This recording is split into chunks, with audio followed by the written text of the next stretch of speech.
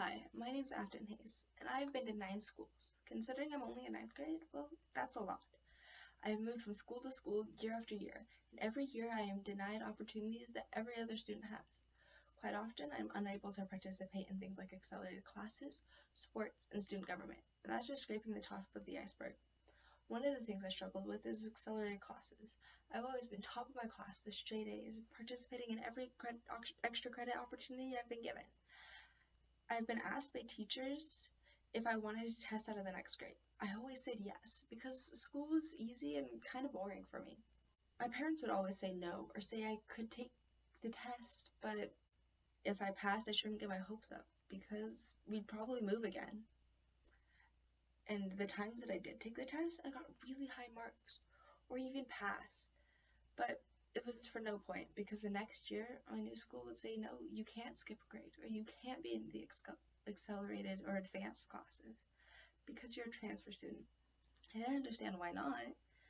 They had seen my test scores and my grades, but they still put me in the average or regular classes, which there's nothing wrong with, but I would be taught things and pick the concept up in a day or already know what they're teaching.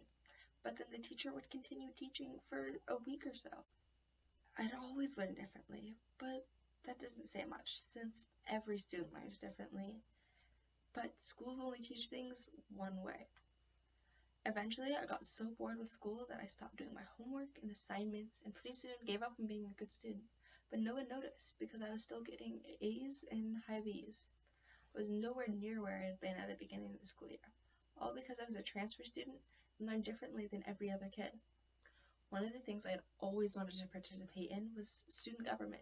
My dreams were quickly dashed after I realized that you had to apply for student government in the previous year. So for example, if you wanted to be 7th grade president, you would have to apply in 6th grade.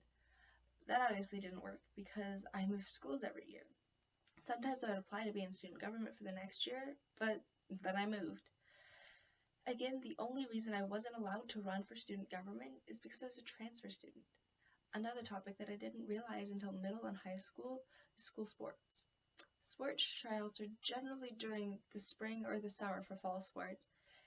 While you can still try out for spring sports, I still believe that it's unfair if you wish to play in the fall sports that you can't. Some sports require you to try out on the certain date or dates. But if you transfer after, I think there should be some way to try out even if you missed the tryout date. All of these problems could be fixed by making deadlines more flexible or taking into consideration what the student already knows by taking a placement test.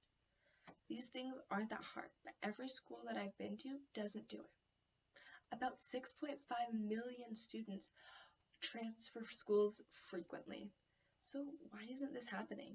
Taking a placement test or extending the deadline isn't that hard and can better the lives of so many students, especially when they're struggling being the new kid and moving to a new place.